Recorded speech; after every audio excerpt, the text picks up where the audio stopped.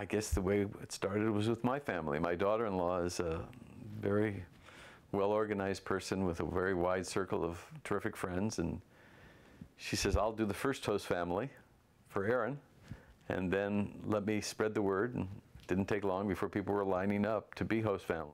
Our host families, or buddy families, really want to do this. They want to do their part. And they go into it wanting to do their part, and they come out with these amazing friendships and meaningful relationships that no one could ever guess would happen. And I think they're always surprised at how beautiful their accommodations are. You know, with families, they have like two rooms, so the kids can be in one room, and the husband and wife can be in another, and there's a little cooking facility, so it's very homey. And everybody here is very anxious for them to come and be here.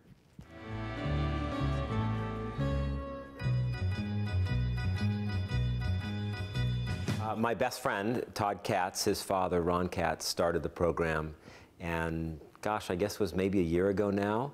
I got a call one day from Ron, and I'd known a little bit about the program, and Ron had called Susie and I and said, I'd like to have you guys be a buddy family. And so we said yes. Being a part of Operation Mend gives us an opportunity to kind of give back to the military. You know, Ron doesn't ask for a lot, and I'd known about the program and how excited he was about it.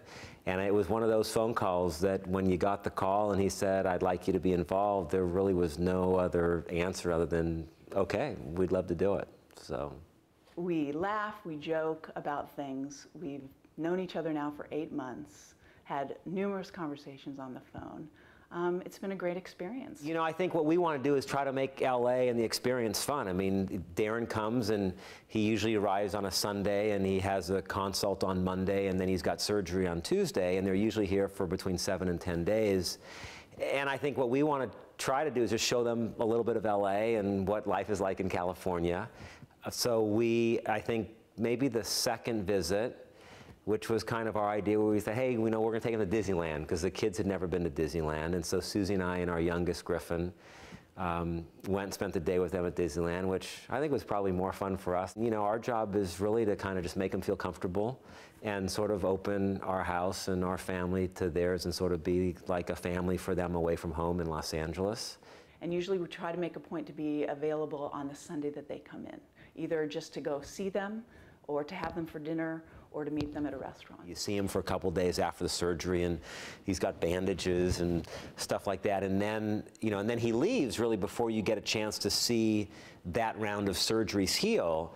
And then every time that they come back, you know, they'll usually come in and we'll go meet them the day that they land, or we'll have them over for dinner, you know, that night or the night after.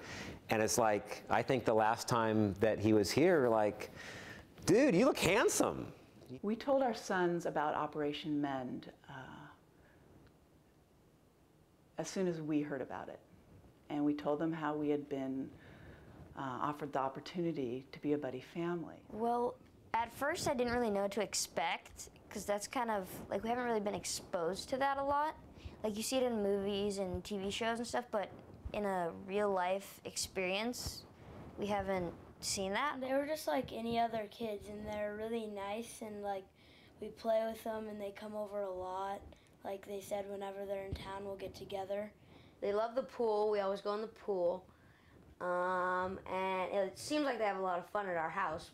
Well, I think that the kids really do, once they meet these guys and their children, they really do get it that all of us are really just human beings. And the fact that somehow your face got messed up really doesn't change the fact that you're a human being. So they really do get it. You know, I get a little misty-eyed. You know, when you think about what these people do for us, and what they've really given, you know, of themselves, I mean, God, it's such a privilege for us to do this for them. So, I mean, I hope that if you're given the chance to come, that you'll come and let us be a buddy family for you, and let our friends do it, because it's just our chance to give back a little bit. One of the activities we participated in while we were out there in Los Angeles was to go to a bowling night with everybody that's involved with the Operation Mint program.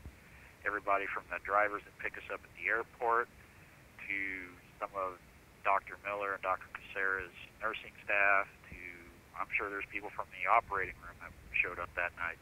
Having a buddy family aided in my recovery because it wasn't like we were stuck in the hotel room. They were like, they would take us around to see different things, and it kind of just got your mind off of everything. Just a really great night. We all had a lot of fun, and it was a very nice bowling alley too. It's not every day you get kicked off your lane because Tom Cruise has that lane reserved at a certain time, and you got to go. We heard about it sort of through Dana and Todd. Probably about, I mean, we've been hearing about it, I guess, for about a year or so, but sort of first got involved about 6 months ago or so. Well, when my parents told me that we were going to meet someone who, like a soldier that fought in Afghanistan,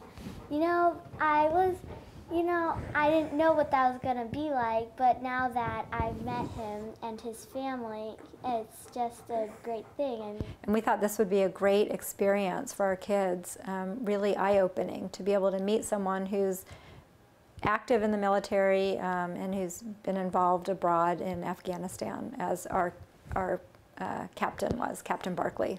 My favorite day was when we went to Hollywood because they had never seen it. We were walking around and it was fun, and we went to a restaurant called Pink's, which is pretty famous, and they had good food.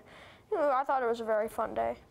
This was one of the most memorable experiences for me. On the first visit out to California, I took Captain Barkley and his wife Sierra and his daughter Addie to Venice Beach, and we went to a favorite local hot spot there called the Rose Cafe.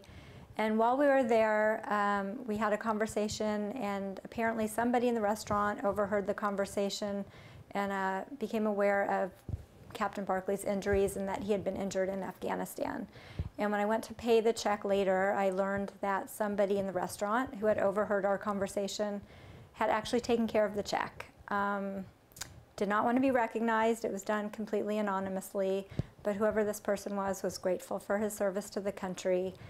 Just wanted to show his appreciation for Captain Barkley's service and actually paid our check without us knowing about it. And I think that's another example of somebody just wanting to show their appreciation and their thanks for his service, just like we do. They shouldn't be nervous about getting involved because they got a lot of backup, and it's not they're not going out there not knowing anybody, because the buddy families are they're great. They you're a little nervous when you first meet them, but you get over it when you meet them because they're really there to help you. So we want to make sure that time is filled with whatever they'd like to do, and that's why this need for the buddy family, who is their extra lifeline. They have their lifeline for surgery over here at the hospital, but they have their lifeline for everything day to day with their buddy family, and it works like a charm.